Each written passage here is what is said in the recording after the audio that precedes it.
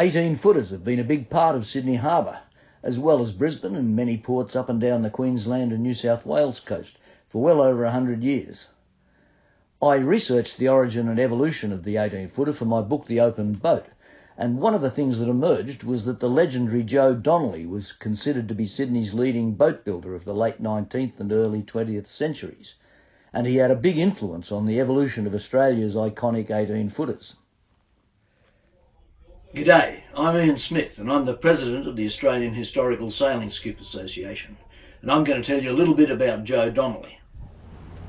Joe was born in Scotland in 1839 and moved to Sydney as an infant with his family in 1840. He apprenticed with Andrew Reynolds, a boat builder who used to be on this side here in Duke Street, Balmain. And the Donnelly family lived in Duke Street until at least the 1860s. By the way, this site was used by another legendary boat builder, George Ellis, in the late 19th century and remained as a boat shed until the 1990s. Joe Donnelly was a successful competition rower and built his own rowing shells, plus many for others, including world champion rowers like Cricket. He also crewed on sailing boats, but never featured as a skipper.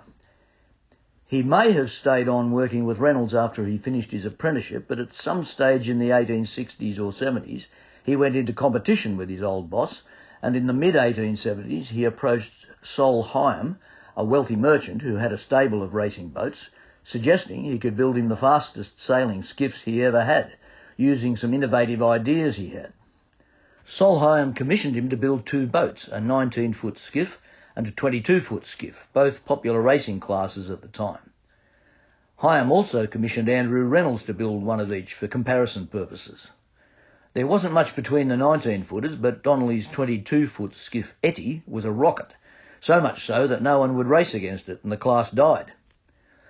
Etty was referred to as the flat iron because one of Donnelly's innovations was to widen the stern. He also built a lot of boats of the 16-foot skiffs class, which was unrestricted at this time, including the champion boat Our Boys for George Holmes. Joe then built a series of 24-footers for Sol Hyam, like Lottie here and Carlotta. The 24-footers were a class that had evolved out of local fishing boats, but Joe's creations were well varnished and built like fine furniture. In the 1890s, the 24-footers were replaced as the dominant class on Sydney Harbour by the 22-footers, different from the earlier 22-foot skiffs, and Joe built several of these, Rosetta, St Crispin, and the unbeatable Effie in 1896. He also built Victor and several other boats for the short-lived 20-foot class, and then built Ariel, his first 18-footer, in 1894.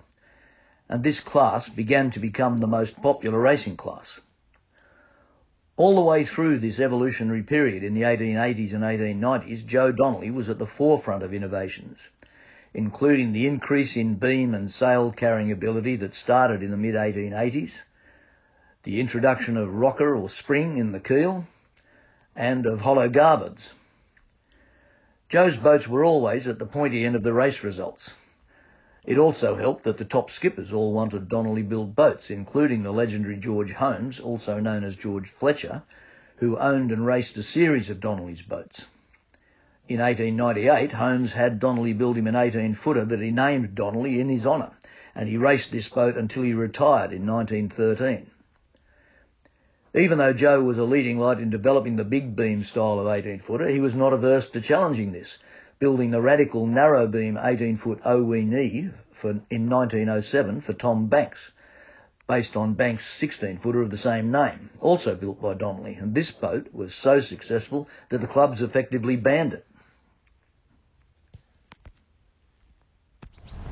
After Joe went out on his own, he worked for most of his life on the waterfront here at Glebe, where we have a picture of the launching of the 18-footer Scott in 1906 at Joe's shed at the bottom of Cook Street, Glebe.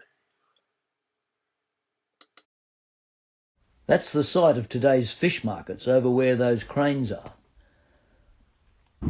Today it's a park, but that's where Joe's shed was.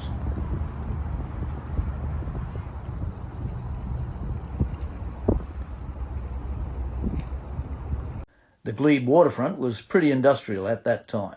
Here's a sketch of the boat shed of Hubbard, another boat builder of the time, just around the point. Scott had the longest racing career of any 18-footer, racing for 43 seasons and finishing up in the 1949-50 season. Scott is one of the boats we've replicated to race with the historical 18-footer fleet on Sydney Harbour.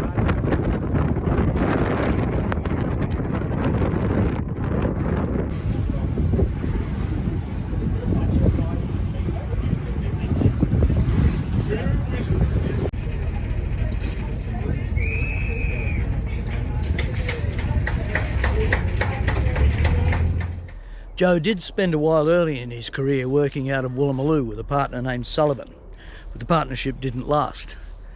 In fact, Joe mostly worked alone as far as we know, although he did have at least one apprentice, Sam Williams, who made a name for himself later on as a builder of 18-footers. Joe mostly worked around the waterfront at Glebe, but he did seem to spend a while in Pyrmont. Joe never seemed to make much money out of boat building. He never appeared to own property. His wife died young. He never remarried, had no children. He built his last boat in 1914 and retired to live with his sister in Leichhardt. He died in 1917 and was buried in Rookwood Cemetery. I recently went there and discovered that his gravesite is unmarked.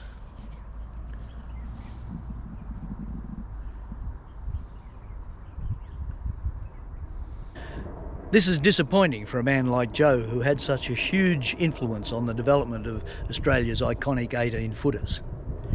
The Australian Historical Sailing Skiff Association has started a crowdfunding campaign to raise money for a plaque to mark Joe Donnelly's gravesite.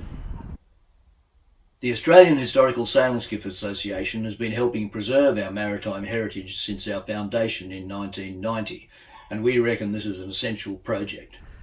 But thanks to the generosity of a whole bunch of people, if you go out to Rookwood these days, you'll find that Joe now has a plaque on his grave.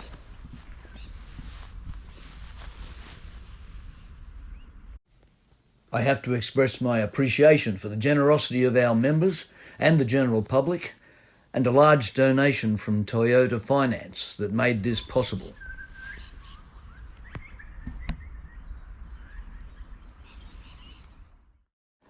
In May 2024, a few of us gathered at the gravesite to pay our respects to Joe. Our campaign had led to some relatives of Joe Donnelly coming forward.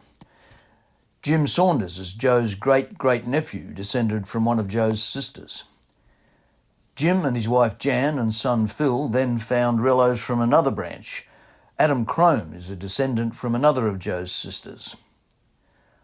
Also attending was yours truly, AHSSA member and generous contributor Peter Jackson, Scott replica sailor Jack Tang, who organised the donation from Toyota Finance.